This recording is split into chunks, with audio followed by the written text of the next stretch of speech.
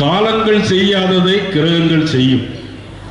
காலங்கள் செய்யாததை கிரகங்கள் செய்யும். இன்னைக்கு கிரகங்கள் எல்லாம் நம் பக்கம் நன்மையாகவே வந்திருக்கிறது. நிச்சயமாக 2026ஆம் ஆண்டு தேர்தலில் திராவிட முன்னேற்ற கழகம் ஆட்சியிலிருந்து தூக்கி எறியப்பட்டு தேசிய ஜனநாயக கூட்டணி ஆட்சியில் அமர்வது உறுதி உறுதி என்பதை நான் இந்த நேரத்திலே சொல்லிக்கொள்ள கடமைப்பட்டிருக்கிறேன்.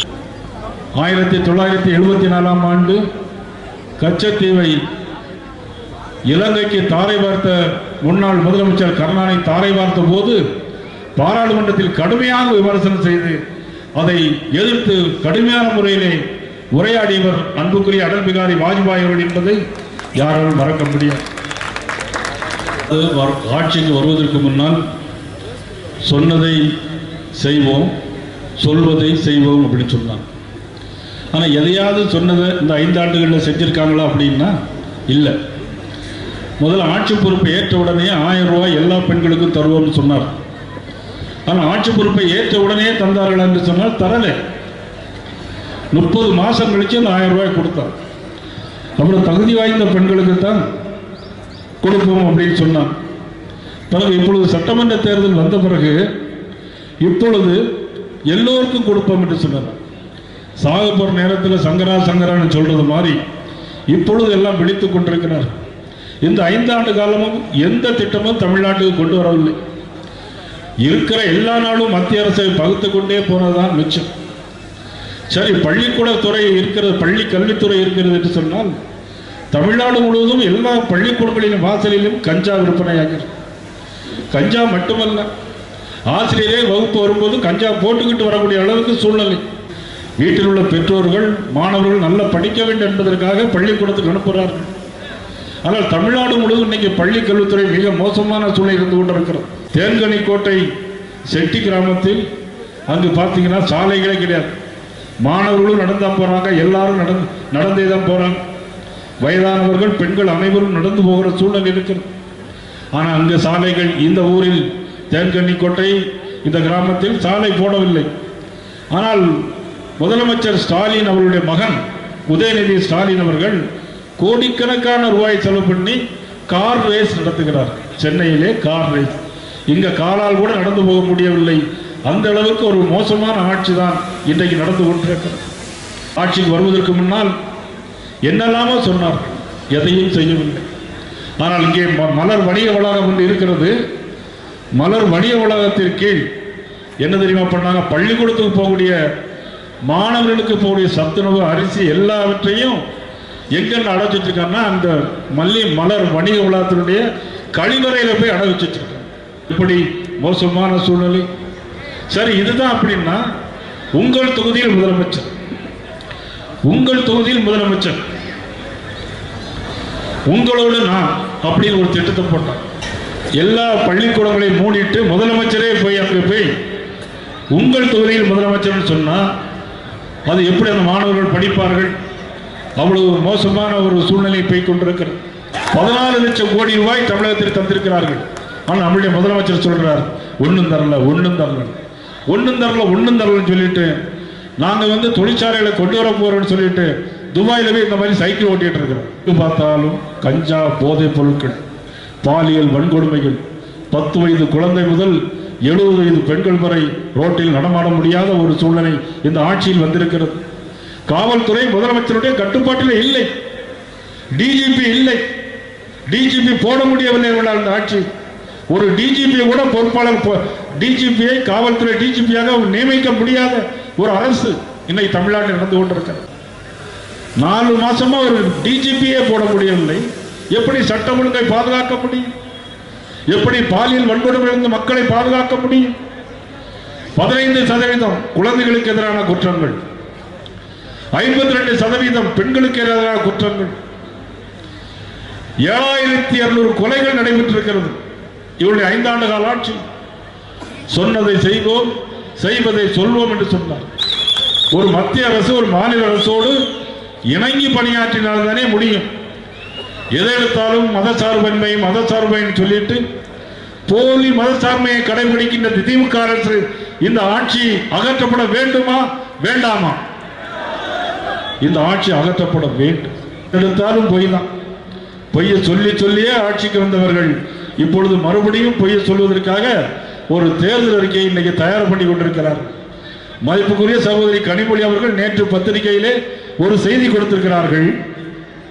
இனிமேல் கவர்ச்சி திட்டங்கள் எதுவும் இருக்காது என்று. எல்லா கவர்ச்சி திட்டங்களையும் சொல்லியாச்சு, இனி சொல்வதற்கு ஒன்றும் இல்லை. எப்படி செய்ய முடியும்? 1000 ரூபாய் தருவோம் என்று ஏமாத்தி விட்டார்கள். போன பொங்கலுக்கு ரூபா கொடுத்தாங்களா? இல்லை. ஆனால் அதுக்கு முந்தைய பொங்கலுக்கு ரூபா கொடுத்தாங்க. பாராளுமன்ற தேர்தல் வருது அப்படின்னு தெரிந்தவுடன். ஆனால் இப்பொழுது வருவதற்கு இப்பொழுது அரசாங்கத்தில் கஜானாவில் பணம் இல்லை. அதனால் இப்பொழுது திண்டாடி கொண்டிருக்கிறார்கள், என்ன செய்வது? பணம் கிடையாது. ஆனால் அப்படி 5000 10,000 கொடுக்கலாம் என்று சொன்னால் அதற்கு வழி இல்லாமல் இருந்து கொண்டிருக்கிறார்கள். எல்லா திமுக சட்டமன்ற உறுப்பினர்கள் தொகுதியிலும் இப்பொழுது 30 கோடி 40 கோடி அங்கே பதுக்கி வைக்கப்பட்டிருக்கிறது. ஓட்டுக்கு ரூபா கொடுப்பதற்காக பதுக்கி வைக்கப்பட்டிருக்கிறது. தன்னுடைய மகன் துணை முதலமைச்சரை முதலமைச்சராக்க வேண்டும். அதுதான் நீங்க இறுக்கி பிடித்துக் கொண்டிருக்கிறார்கள். இங்கே நான் ஏற்கனவே பேசும்போது சொன்ன ஒரு காலனியில் குடிப்பதற்கு தண்ணீர் இல்லை, கழிவு சாக்கடை ஓடுகிறது காலனியில். ஆதி திராவிட மக்கள் அதிகமாக வாழக்கூடிய காலனி. ஆனால் கூட்டணியில் கூடவே இருக்கிற திருமாவளவன் ஏதாவது இதை பற்றி பேசுகிறாரா என்று சொன்னால் ஒன்றுமே பேச. அவர்களுக்கு தேவையெல்லாம் அவர்கள் சட்டமன்ற உறுப்பினர்களாக வர வேண்டும்.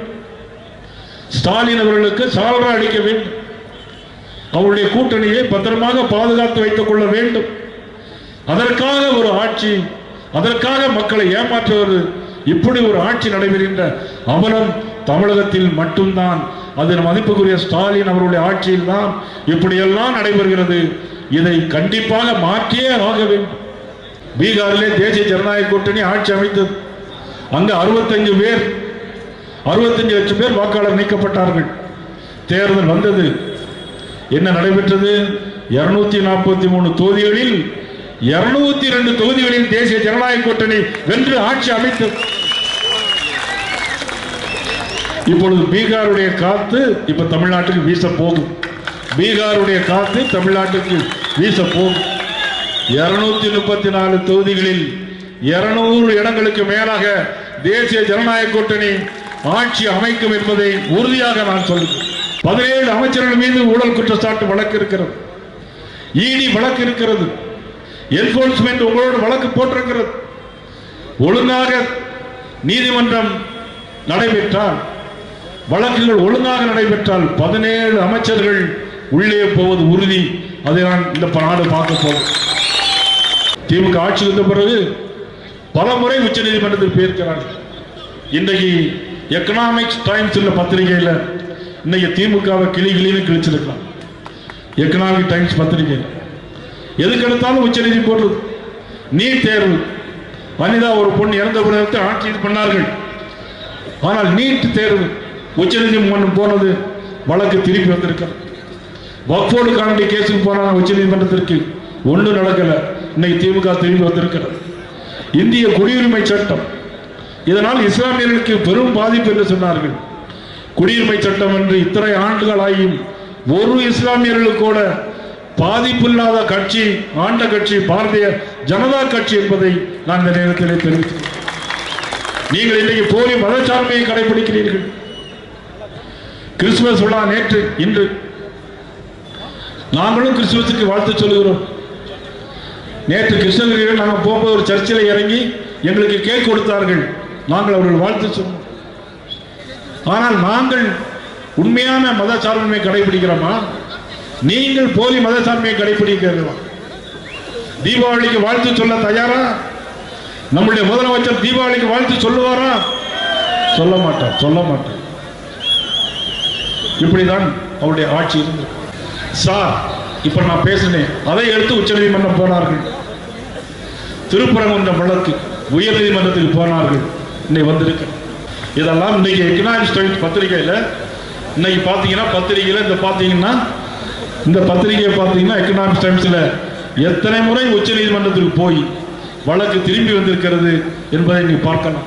இதை எடுத்தாலும் முரண்பாடு, மத்திய அரசோடு மோதல் போக்கு, எப்படி நாட்டில் நன்மை நடைபெற முடியும்? சட்டம் ஒழுங்கு சரி கிடையாது. லாக்அப் டெத் மரணம். ஆனால் இன்னைக்கு 42 லாக்அப் டெத் மரணங்கள், மரண மூலங்கள் எங்கு பார்த்தால் கொலைகளும் கொள்ளைகளும் அவ்வளவு நடைபெற்றிருந்த ஆட்சி நிச்சயமாக அகற்றப்பட வேண்டும். நீங்கள் அனைவரும் ஒன்றுபட்டு அதில் ஆதரிக்க வேண்டும் என்று உங்களை எல்லாம் அன்போடு கேட்டுக்கொண்டு, இனி ஒரு தடவை இந்த ஆட்சி தொடர்ந்தால், இனி ஒரு தடவை திமுக ஆட்சி இந்த மண்ணில் தொடர்ந்தால் யாரும் நிம்மதியாக வாழ முடியாது. யாரும் வாழ முடியாது. திமுக அராஜகம் அட்டூழியம் எல்லோருமே எல்லை மீறி போய்விடும். ஆகவே இந்த ஆட்சியை அகற்றுவதற்கு தேசிய ஜனநாயக கூட்டணியில் இந்த ஓசூர், இந்த பகுதியில் ஓசூர், தளி, வேப்பனஹள்ளி இந்த 3 தொகுதிகளிலும் போட்டியிடுகின்ற வேட்பாளர்கள், அது இரட்டைலை சின்னமாக இருக்கலாம், தாமரை சின்னமாக இருக்கலாம், எந்த சின்னம் என்பது முக்கியமல்ல. யார் ஆட்சியில் வர வேண்டும் என்பது முக்கியம். அண்ணன் கேபிஆர் சொன்னதை போல யார் இருக்கக்கூடாது என்பதுதான் முக்கியமே தவிர யார் வர வேண்டும் என்பதை தீர்மானிப்பது மக்கள், எஜமானர்கள் நீங்கள் என்பதை